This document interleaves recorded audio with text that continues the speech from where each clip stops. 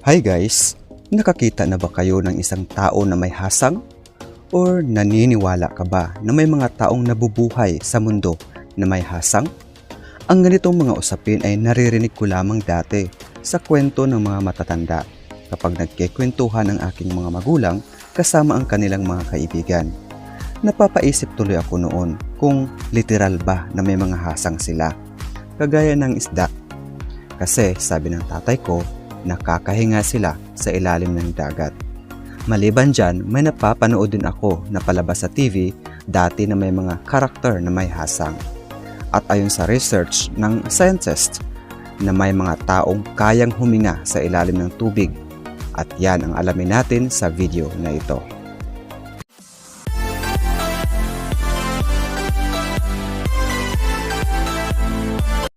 Naniniwala ka ba na may mga tao na may hasang? Kilalanin ang tribong nakakahinga sa ilalim ng tubig ng walang oxygen tank. Mga mutanteng panlalangoy. Ang tribong Bajau mula sa Indonesia ay kayang sumisid ng higit sa 200 talampakan ang lalim dahil sa isang bihirang mutasyon genetiko na nagpapalaki ng kanilang mga pali or spleen. Ginagawa silang mga tunay na nomad ng dagat. Gene ng nomad ng dagat. Kumpirmado ng mga siyentipiko na ang Bajau ay may natatanging pagbabago sa kanilang DNA na nagpapalaki sa kanilang pali, na nagpapakawala ng biglang bugso ng oxygen na nagbibigay sa kanila ng kakayahang manatiling nakalubog sa tubig ng matagal. Mga aquaman ng kalikasan. Habang ang karamihan sa mga ito ay kinakapos ng hininga sa loob lamang ng ilang minuto, ang mga Bajau ay kayang sumisid buong araw para mangisda. Patunay ng kakayahan ng ebolusyon na bumuo ng pambihirang lakas at tibay sa ilalim ng dagat. DNA pangmalalimang sisid. Kalilimutan mo ang scuba tank. Hindi ito kailangan ng mga Bajau.